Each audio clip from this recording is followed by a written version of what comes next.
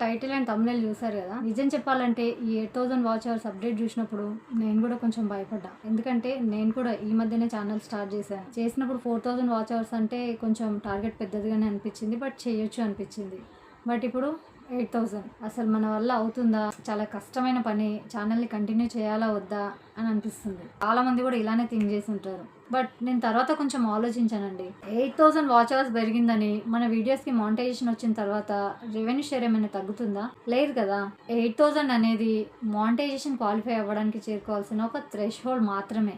మనం మానిటైజేషన్ చేరుకోవడానికి కొంచెం టైం ఎక్కువ పట్టవచ్చు అంతే. ఇక్కడ మనం ఇంకో విషయం కూడా మర్చిపోద్దండి. ఇప్పటి వరకు 4000 వాచ్ అవర్స్ ఉన్నా కూడా, మనం 4000 వాచ్ అవర్స్ కంప్లీట్ చేసినా కూడా వెంటనే మానిటైజేషన్ అవుతుందన్న గ్యారంటీ ఉందా? లేదు కదా. దానికి సబ్స్క్రైబర్స్ ఉండాలి, ఎలిజిబుల్ వాచ్ అవర్స్ ఉండాలి, పాలసీస్ ఫాలో అవ్వాలి, యూట్యూబ్ రివ్యూస్ కూడా ఉంటాయి. అంటే 4000 వాచ్ అవర్స్ ఉన్నప్పటికీ కూడా ఛానల్ మానిటైజేషన్ అవుతుందన్న గ్యారంటీ లేదు. అలాంటప్పుడు ఈ 8000 అనే నంబర్ చూసి మనం ఛానల్ని వదిలేయడం ఎంతవరకు కరెక్ట్? అందుకే నేను ఒక చిన్న ఛాలెంజ్ పెట్టుకోవాలని అనుకుంటున్నాను.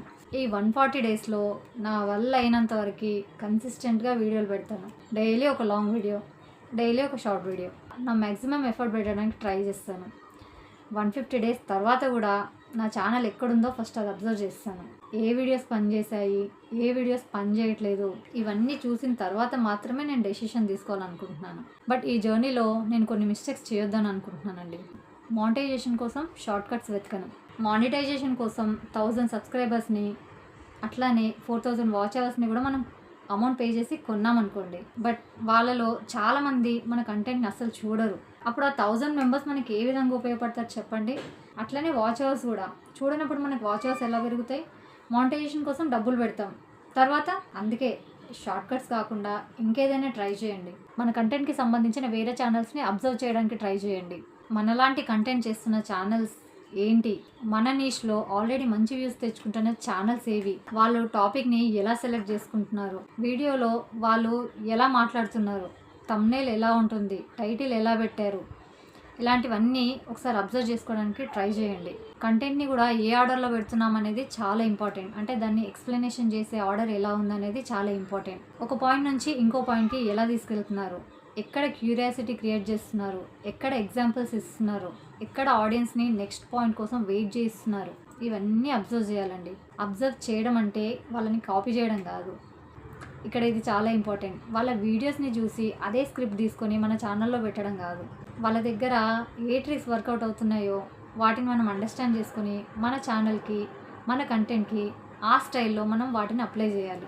ఎందుకంటే ఇప్పటికే మంచి స్టేజ్లో ఉన్న ఛానల్స్ మనకంటే ఎక్కువ ఎక్స్పెరిమెంట్స్ చేసి ఉంటాయి.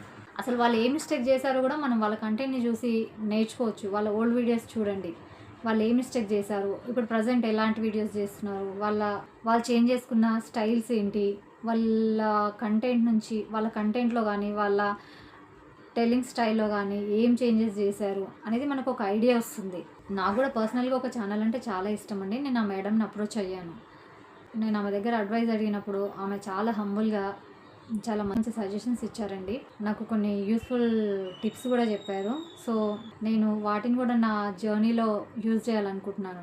అంటే నాకు అన్నీ తెలుసు, నేను ఒక పర్ఫెక్ట్ స్ట్రాటజీతో స్టార్ట్ చేస్తున్నాను అని చెప్పడం లేదండి. నేను కూడా నేర్చుకుంటూనే ఉన్నాను. ఈ వీడియోలో నేను చెప్పాలనుకున్న అసలు పాయింట్ ఏంటంటే, కొత్తగా యూట్యూబ్ స్టార్ట్ చేసినప్పుడు మనకి వ్యూస్ రావాలి, సబ్స్క్రైబర్స్ పెరగాలి, వాచ్ అవర్స్ కంప్లీట్ అవ్వాలి, మానిటైజేషన్ రావాలి. ఇవన్నీ కావాలనుకోవడం తప్పు కాదు. బట్ వాటి కోసం మన ఛానల్ని డ్యామేజ్ చేసుకునే మిస్టేక్స్ మాత్రం మనం చేయొద్దు. బట్ సబ్స్క్రైబర్స్ కొనడం, వాచ్ అవర్స్ కొనడం, ఫేక్ ఎంగేజ్మెంట్ కోసం డబ్బులు పెట్టడం, ఇతరుల కంటెంట్ని కాపీ చేయడం, ఇలాంటి షార్ట్ కట్స్ తీసుకొని మానిటైజేషన్ వచ్చినా కూడా మనకి నిజమైన ఆడియన్స్ అనేవాళ్ళు బిల్డ్ అవ్వరండి. అందుకనే నెమ్మదిగా అయినా సరే మన కంటెంట్తో, మన స్టైల్లో మన ఆడియన్స్ని బిల్డ్ చేసుకోవడం అనేది చాలా బెటర్. అందుకే నా ప్లాన్ చాలా సింపుల్ అండి.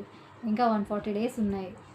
రోజుకి ఒక లాంగ్ వీడియో, ఒక షార్ట్, మ్యాక్సిమం ఎఫర్ట్. మనలాంటి ఛానల్స్ని అబ్జర్వ్ చేయడం, వాళ్ళు ఏం బెటర్ చేస్తున్నారు అనేది వాళ్ళ నుంచి మనం నేర్చుకోవడం, నాకు వస్తున్న అడ్వైజ్ని అప్లై చేయడం, మధ్యలో రిజల్ట్ లేకపోతే స్ట్రాటజీని మార్చడం. బట్ ఫస్ట్ ప్రాబ్లం వచ్చిందని ఛానల్ని క్లోజ్ చేయడం కాదు. 150 డేస్ తర్వాత నా ఛానల్ ఎక్కడ ఉంటుందో నాకు కూడా తెలియదు. 4000 వాచ్ అవర్స్ వస్తాయో లేదో కూడా నాకు తెలీదు. మానిటైజేషన్ అవుతుందో లేదో కూడా నాకు తెలీదు. ఎందుకంటే నేను ఏది గ్యారెంటీగా చెప్పలేను. నేను కూడా ఇప్పుడిప్పుడే స్టార్ట్ చేస్తున్నాను, నాకు ఏది పర్ఫెక్ట్గా తెలీదు.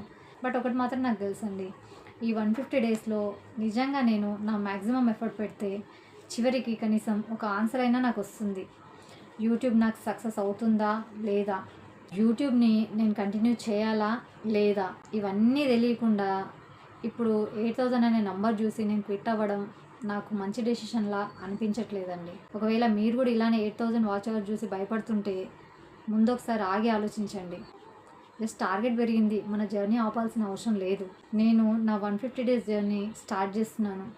మధ్యలో ఏం జరుగుతుందో, ఏ వీడియోస్ వర్క్ అవుతాయో, ఎన్ని వాచ్ అవర్స్ వస్తాయో, ఏం మిస్టేక్స్ చేస్తానో అన్నీ నేర్చుకుంటూ వెళ్తాను. 150 డేస్ తర్వాత రిజల్ట్ ఏం చెప్తుందో మళ్ళీ మనం కలుద్దాం. Thank you.